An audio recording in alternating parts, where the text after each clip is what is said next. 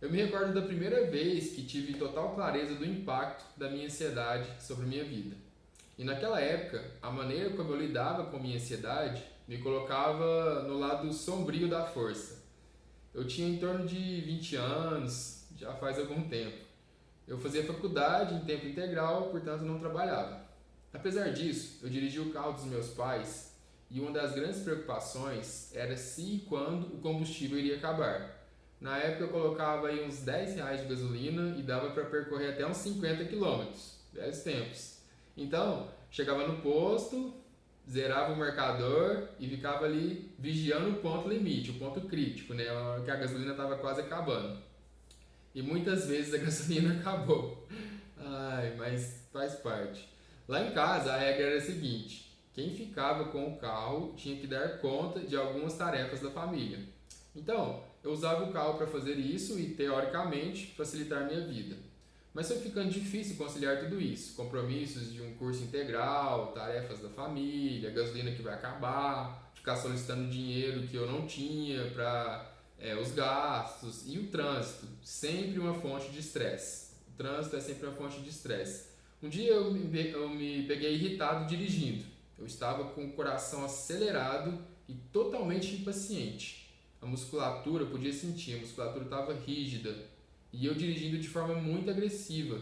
E também ficava frustrado com mínimos detalhes.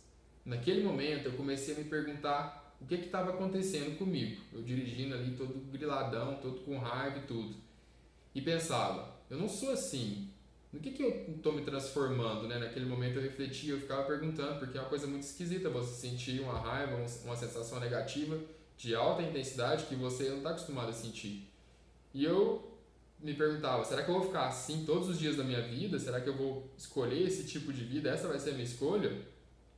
Depois de uma reflexão mais profunda, eu percebi qual era o problema e qual seria a solução. O problema era o carro, claro. Eu estava mantendo uma situação incompatível com a minha condição de vida naquele momento. E isso estava me custando muito caro, em diversos sentidos.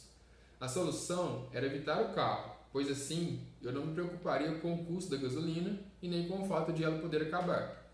Fazendo assim, eu também me aliviava um pouco das tarefas da família, já que isso ficaria a cargo de quem usasse o carro. É claro que isso teria um custo de comodidade e de mobilidade, mas tudo tem um preço. O segredo das pessoas felizes e que usam a própria ansiedade como uma força motriz é justamente saber equacionar os custos e os benefícios, né? Então é uma balança das suas escolhas.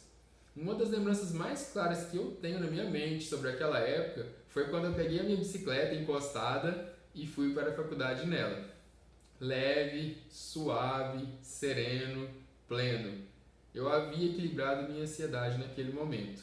E aquele momento, quando eu ainda estava no curso de psicologia, passar por essa experiência, por essa escolha, por essa reflexão, foi algo marcante em relação a compreender melhor a ansiedade. Você pode achar esse exemplo até infantil, mas acredite, eu já acompanhei inúmeros depoimentos sobre ansiedade e também passei por outras situações de minha vida. E seja o contexto que for, a lógica sempre é a mesma.